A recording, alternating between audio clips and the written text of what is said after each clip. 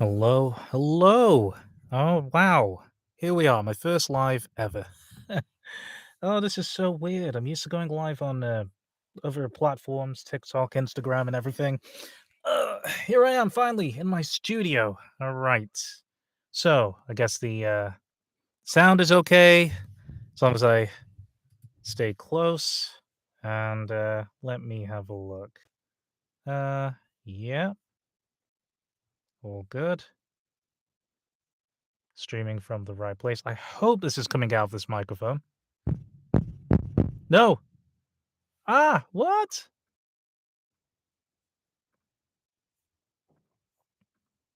Let me check. Customization. Okay, right. Well, if it's not coming out of this microphone, as long as it's coming out of somewhere, it's completely fine. Um, but yeah, here I am. So, yeah, feel free to ask any questions in the comments, but I'm just going to talk and ramble. It may just be a short live or it may be an hour. I don't know. I'm just going with the flow here. So, welcome to my studio. Anyway, I am looking up here occasionally because this is where I've got my other monitor right here, and so you're in my booth right now, and yeah, nothing really goes smoothly when you sign up for a live. I gotta say because I I actually was shaving earlier, and I slightly nipped myself, right here, and yeah, it's a very close shave. So occasionally, I just need to wipe away a little spot of redness. Not nice at all. So, yeah, I guess I gotta introduce myself. Um, Hi, I'm Chris Woodworth. I'm a voice actor from England, and it's awesome to be here. I decided a while back to start posting on Instagram. No, not sorry, not Instagram. YouTube Reels. Reels are becoming a thing right now. So, hello, Snow Show. Hey, could you let me know if you can hear me okay? Do I sound okay? Yeah. You can type to let me know if I sound okay. Because I want to know if sound is actually coming out. Very audible. Okay, great. Okay, excellent. Now, can you tell me if you can hear any tapping as well on the microphone? Okay, could you hear that? Okay, I'm glad. All right. All right, because there's no indication of whether it's coming out of this microphone. Um, so I have to ask whoever is watching and just hope that they're not messing with me. Maybe I just need to trust the process, really.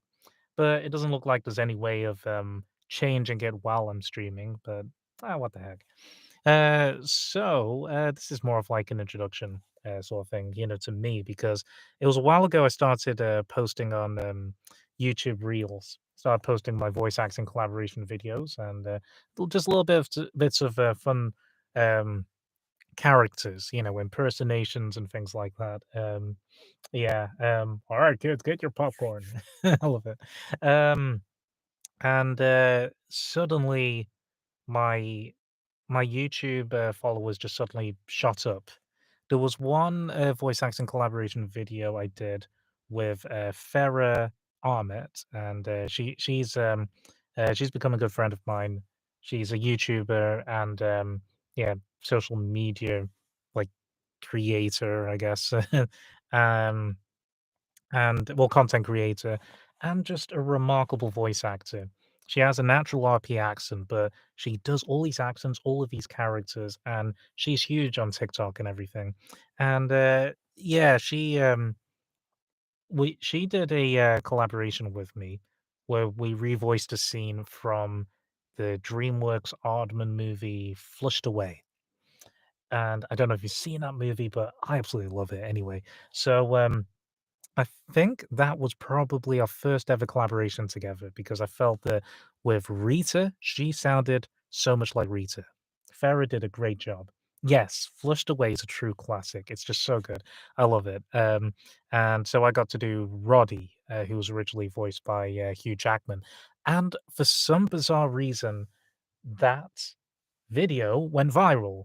It just blew up completely, and people are still liking it, to this very day. They're still commenting away like crazy, and, yeah, it's something like 2.2 million views right now, and I've had something go viral before, and that's not me getting a big head, this is a very true thing, but on, TikTok, and nowadays, what I tell people is that you never really you can never really expect anything to go viral, okay? Don't aim for something to go viral, just really have fun and treasure the content that you're posting. But if something does go viral, kind of tell yourself brace for impact. That's what I tell myself. I don't think like, oh, great, oh, amazing, like that. Sometimes I get a little bit overwhelmed with it. And it's great that uh, yeah, just, um, it's being seen by a lot of people and it's getting me out there and easier to find even as a voice actor, and gives me more of a platform. Um, I think, brace for impact because it opens you up to so many different people. Now, there are lots of people that see your video, like for instance, that video that went viral, lots of people who liked and commented on it. Um, yeah, a lot of them, well, the majority of them, don't have anything to do with voice acting. They are not voice actors. They don't do impressions. They don't really have an interest in it, but they see lots of people kind of attending this party and they want to be a part of it. And so they want to try and troll you or say the same thing because they just want to be annoying, like that. Because even though I've pinned a comment on there just saying that this is like a redub, this is for fun and practice, and we are not the original voice actors. We don't claim to be the original voice actors. The original voice actors have flushed away with Kate Winslet and Hugh Jackman. So many people still commented, "That's not Hugh Jackman. Hugh Jackman looks crazy right now," and stuff like that. So have you gotten any collaborations or emails from other people regarding that one viral video? Um, I I think if nothing else, I've had more followers. Um, yeah, because when something started going very, popular and viral, like, for instance, on TikTok, or when I post something on LinkedIn, I've actually had certain voice actors, reach out to me asking if we could do something together, if we could do one of these. "Hey, Monster, how you doing? Monster Handler Gabe. Good to see you here." Uh, yeah, so as a result, I actually got to do voice acting study videos with quite a number of people. Now, I don't do it with just anybody, who simply comments, "Hey, I'd love to do one of these with you," because I have to be very specific of who I work with, really, who I do these with, because this is one of the ways that I market myself as a serious professional voice actor, showcasing my dexterity, my acting chops, and yes, redubbing is a thing as well, and so it's showing my dubbing skills as well. Um, so it's going to, in a way, reflect me, not just the other person. Um, eh, get rid of this; it's distracting. Um, so I try and go for somebody that has maybe a couple of reels, that they can get me to listen to, maybe on the website. And I usually prefer to have spoken to this person in a Zoom chat first, just to get to know them a little bit first. And that's how I can tell quite quickly if I can work with this person. I want to work with genuinely good people. And just about everyone I've done a voice acting study with, they are genuinely good people. They are so skilled, they are so incredible, and, yes, it the I don't know what to expect with each one of these. It's sometimes I kind of come across, a voice that I can suddenly do that I didn't know I could do, but I tried it, and it's like, "Whoa, that came out of me? Alright, I'm gonna note that down." Um, Coming from my experience, have gotten copyright for redubbing. No, because basically none of the audio is the original audio. I don't use any of the original music or anything like that. What it is, it's a mixture of uh, obviously professionally recorded voiceover from myself and the other person, and I also add in music and sound effects separately, and it's all royalty free. So I'm building it up. But at the same time, it's very important to me to point this out that this is for practice and it's for fun and entertainment as well. But we don't want to diminish the work of the original voice actors because nothing can top what they did. They did an incredible performance. They've inspired us as well. And yeah, when I said that redubbing is a thing, um, they do it a lot, like even in movies. Um, Not necessarily just dubbing on a different language, but in live action movies, the original actors end up having to go into a voice recording studio afterwards to redub some of their dialogue back on. And it's usually because they're maybe far off in the distance, in this scene where there are no microphones around or something, and there's so much environmental noise around them and cars and people, the voices can get drowned out. So they need to redub their voices back on, so sometimes those big celebrities, those actors, they don't come back afterwards to re-record their voices again. So they don't always come back because of, I don't know, different reasons really. They're done with it. They don't want to carry on, like working on this movie. They have to go to a different country, to do something else, a different movie or something like that. So in those situations, that's when voice matching comes in. They hire voice actors who can do sound alikes. So I was once in a class with somebody who actually did some voice matching for Dwayne Johnson in Red Notice. It's on Netflix. That movie with Ryan Reynolds and Gal Gadot. So yeah, that is a thing. Is voice acting your full time job? And do you have any tips to make it a full time job? Hmm That's a good question. It's not my full time job. My full-time job, well, I'm in between jobs at the moment, but for many years I've actually been an animator in video games of all things. Um, so yeah, voice acting is something that I'd like to keep on the side. It's something that you can do freelance, and yeah, it is possible to eventually, when you get enough clients, you get enough work that you can branch out and make it full time. So yeah, in terms of what I've learned so far, because I've been in this now for probably about 3 years, and it does take a few years to get any kind of traction. That's what I'm experiencing. Um, I I would say, in terms of what I've learned so far, that if you do have a full-time job, don't give that up. Don't like just quit that job and say, I'm going to go into voice acting. Continue that, because you need something to fund the voice acting because there aren't any fast routes with voice acting. It's not a get rich quick scheme. Um, Voice acting is going to require for you to really spend money. Set yourself a budget. Um, so no worries, monster. It's cool. Um, so Yeah. So from the beginning, yes, set yourself a budget, really do your research, and be prepared to really put in the time. You need to put in the training and really take it seriously. And you need. I think what I'll say is just continue to build it up from there. Once you've taken certain courses, you get more proficient in it, and you get demos made, and you get websites and things like that.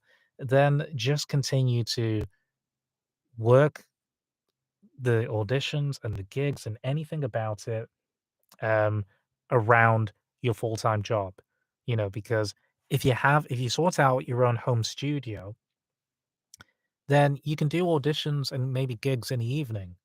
Because when you have your own home studio and you've even sorted out your space, you don't have to go this crazy. I sorted it out like this because I'm in a small space. I'm under the stairs, yeah, you could make a pillow and blanket fort. That's what I started with. Um, and you have something like the type of voice studio that can deliver broadcast quality voiceover, then you can do work for clients literally all over the world because now we're fully in the age of the internet, which is incredible. And certain big clients, they actually have the ability to record you remotely. So you don't even have to do any of the audio recording and audio editing, as well. Um, so yeah, you need to kind of research the the type of equipment to get without breaking the bank. There are ways of doing that. You don't have to get everything brand new. You can get things that are just a bit cheaper if you get them like on eBay, or something like that. And yeah, there are some people who've managed to start out voice acting, doing stuff for podcasts and things like that, using like a Yeti or any kind of like Bluetooth microphone. But what I will say is that you're going to be up against some top tier people, and if you want to really give yourself a chance, then a USB mic isn't really going to cut it. Yeah, yeah, you need to get like a proper like analog mic and an audio interface as well. There are different types. I'd recommend the Focusrite Scarlett Solo. That's the one I started on, and I still have that one as part of a travel pack now. I'm gonna type this down anyway.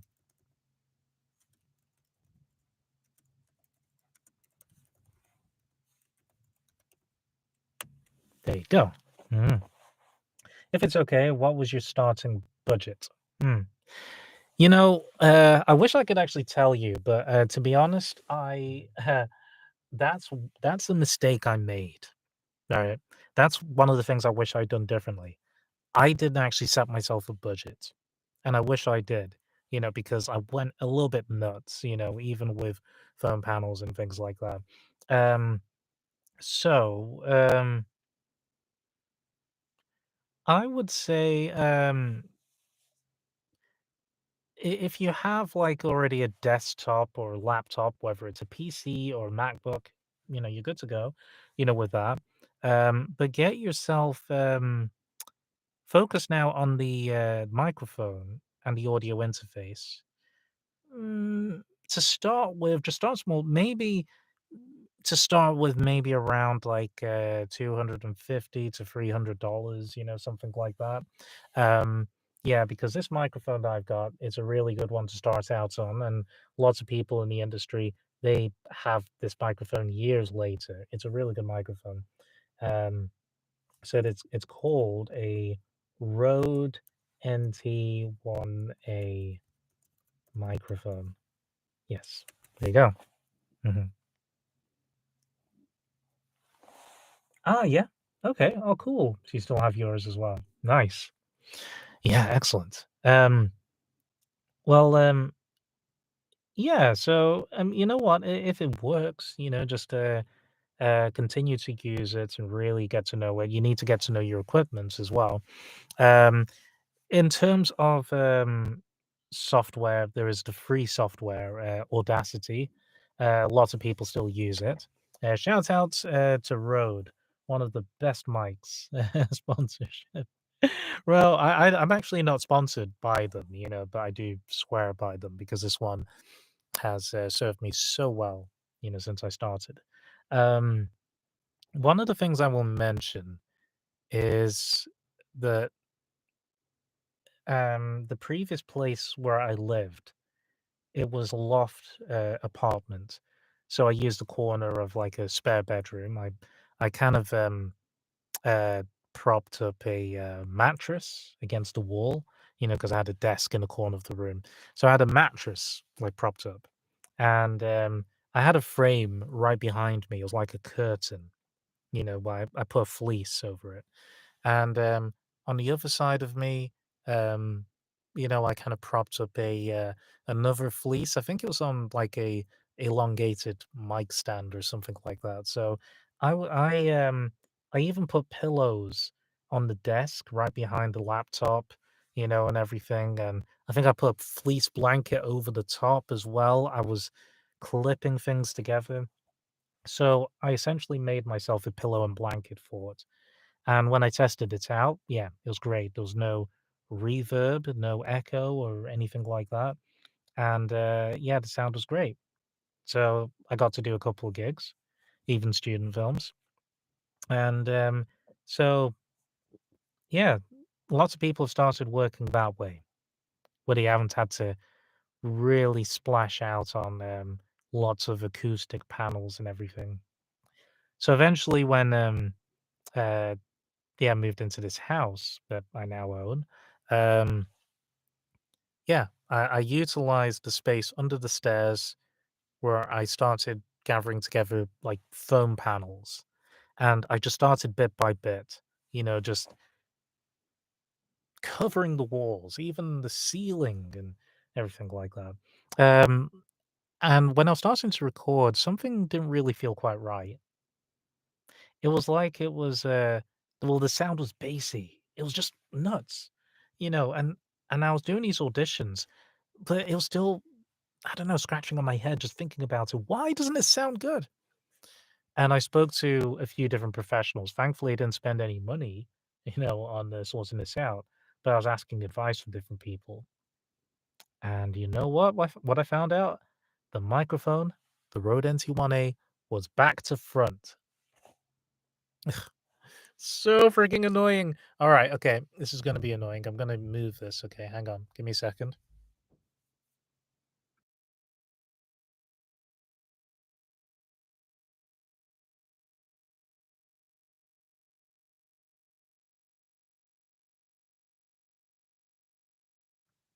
Okay, there you go.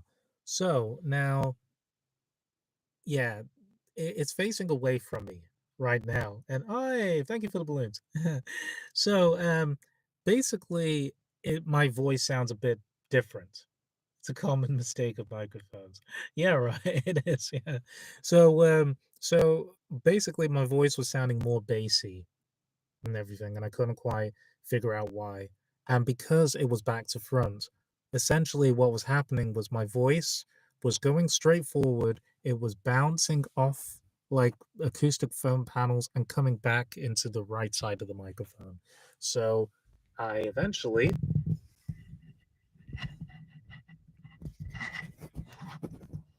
flipped it round. So there was this little gold disc that's on the front of it facing me. And that's how, yeah, it's ended up. One of the things I ended up getting as well was just this mic arm, because it's better if it hangs down. So uh, it wasn't too long ago. I had a couple of really important auditions, and I had some help from a professional for these two auditions. One of them was for a video game, one was for a commercial. And the first session I had of this guy, Mark Cashman, great dude, he actually said to me,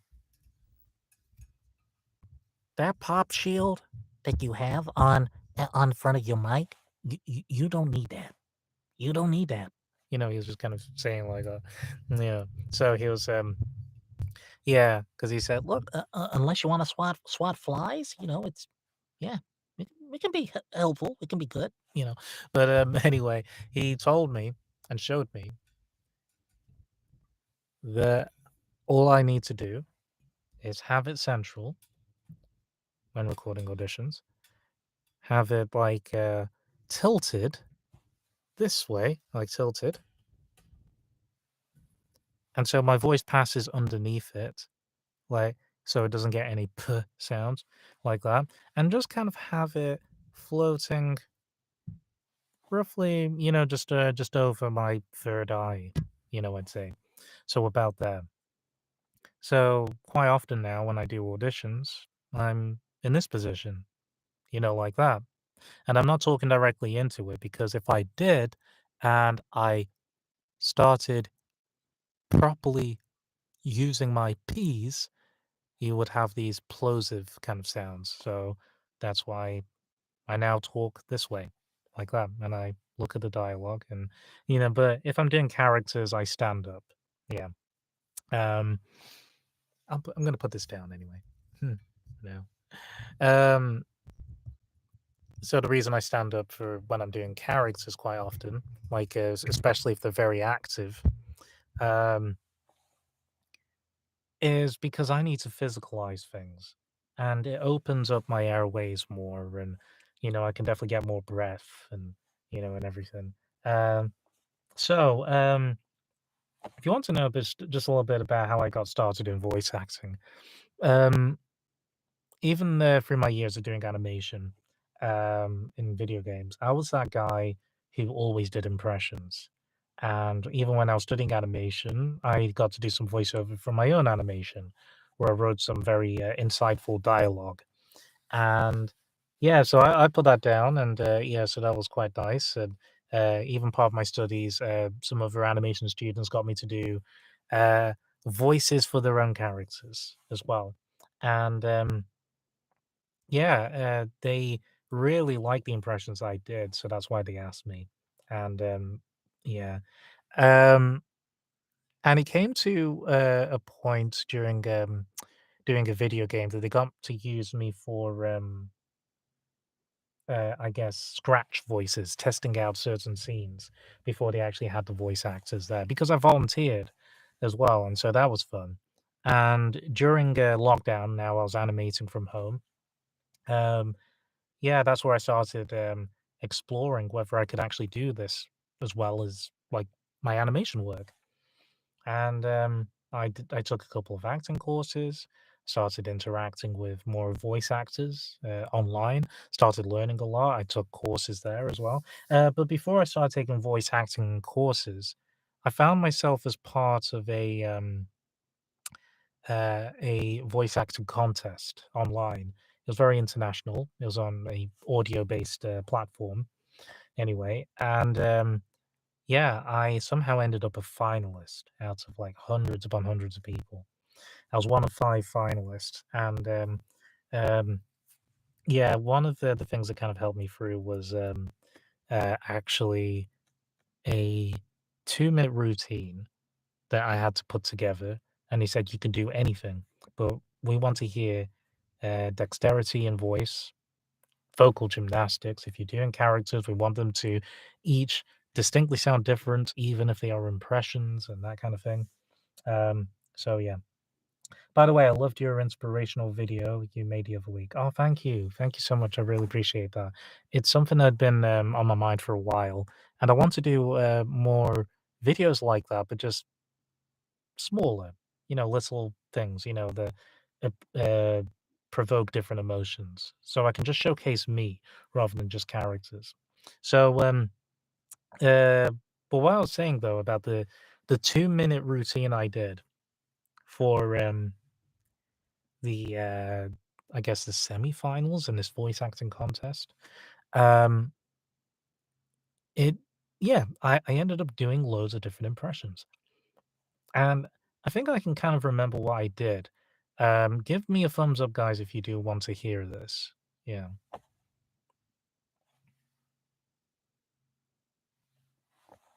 yeah, because as I remember, if I kind of remember what I did, I think I can actually replicate it. Well, that's kind of weird. The little thumbs up just kind of appeared on the screen. Was that because of me? Yeah. Okay. Ah, there you go. All right. Go. Go. Go. Mm, I like that. That's quite clever. Yeah, all right. Okay. Cool. All right. So I saw a couple of thumbs up. So let's try this out then. So let's see what I did. If I oop, sit a bit more comfortably, and I'm gonna possibly turn this down a little bit as well. Okay, right. So it was something along these lines that. Oh, actually, before I do this, very important because I haven't actually drank water yet since I went on live. Hang on.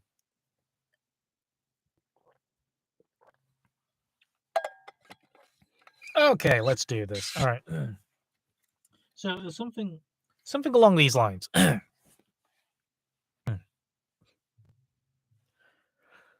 Walt Disney Pictures presents a Studio Ghibli film this summer. Prepare to be spirited away. All right, guys, how was that? Elmo found that movie really scary. Ah, I didn't mean to scare you just now. No, you didn't. It just sounded boring. Boring. Hey, Chris is doing voiceover? Oh, really? Oh, okay, let me go back to bed. Krusty, take it easy. Oh, I mean, you sound like you're reading. And if I have to hear anyone on YouTube make fun of you again, they're gonna be in a whole new world of hurt. I'm Silence, Yago. You know, Chris could indeed be a diamond in the rough.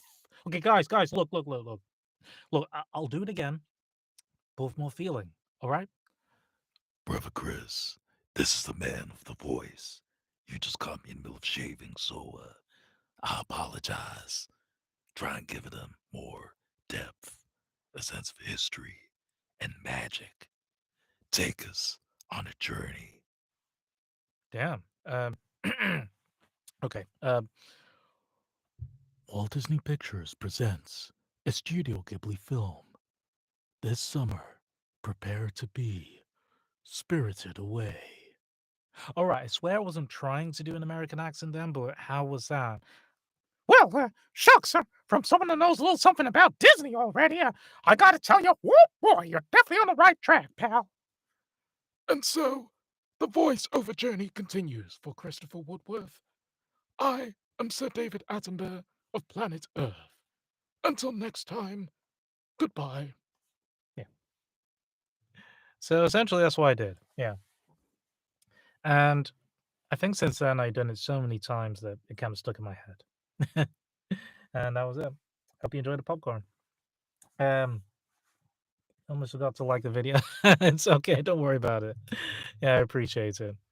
Um, yeah, my plan is to keep posting impressions videos and but also insightful videos, just little clips here and there, just to put in my reels and to showcase my natural voice to show like what people will be guessing. I mean, even if you can do different accents and different voices, the majority of the time people will just hire you for your natural voice and your uniqueness. So I tell anybody who asks me for advice about voice acting, well, I tell them that you need to learn to love and accept your natural voice because nobody sounds like you.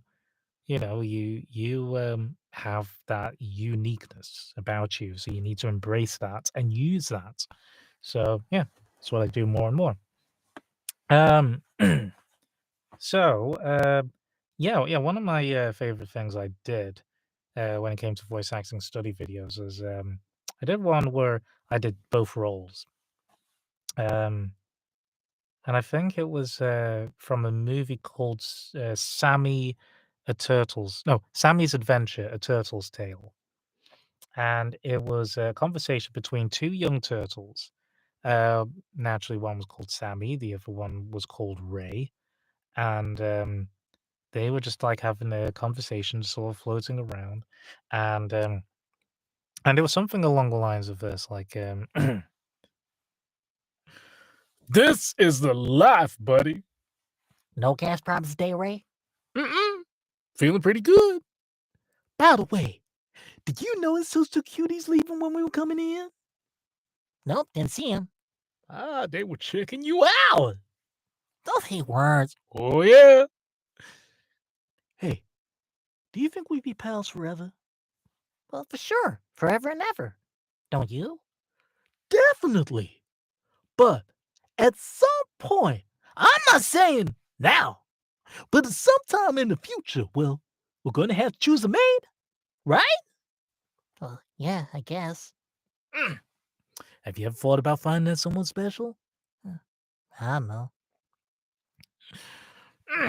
So what's your type? I don't know. Come on. Everybody's got a type.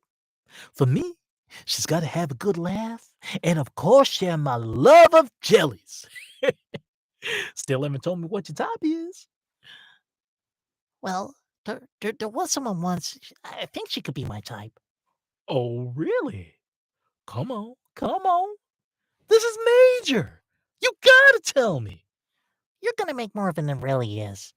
You already made more of it. Okay, fine. Her name's Shelly. She's kind of funny. Mm-hmm. Where'd you meet her? Well, she was a big part of my early life. Wait, we met a day after you hatched, been together ever since, and she's a big part of your life? Well, she is. Mm-hmm. Was. Mm-hmm. Yeah, okay. I want all the juicy details. There are no juicy details. Start talking, or I don't stop bugging. Okay, fine. And it was like that. I loved that back and forth, and I loved that friendship, that dynamic, and yeah. So I ended up putting that with the animation and adding on some underwater sounds, bubbles and things like that, and waves crashing, that kind of thing. Yeah, so I absolutely love that. But I know that I've kind of demonstrated some of the impressions I do. So there was a workshop I did quite a while back. It was with Pat Brady, who was like a huge agent, huge casting director in animation. She has got people jobs, voicing for Disney and Warner Brothers and all of that. It was nice stopping by here. Nice to talk to you. Kind of sort of hid in the bathroom at work. Oh, bless you. Thank you so much. But you get back to work. I really appreciate it. Snow Show. Thank you. And I hope you have a good day at work. So yeah. Anyway, listen, I'm gonna end this quite soon, and I'll demonstrate some of the impressions I ended up doing because after speaking to her, she said, "Yes, do an impressions reel," and because even though I'm British, she heard a certain texture or tone in my voice, and she said, "You need to seriously look at doing Ray Romano because I can kind of hear a certain element of his voice, in you." So yeah, put that in there as well. So so these were the impressions I put on my demo. Okay. So Naturally, the first impression was Mickey. Because Mickey Mouse is very light and airy, and just so much fun. Whoop boy! And you have his catchphrases like "Ha, shucks."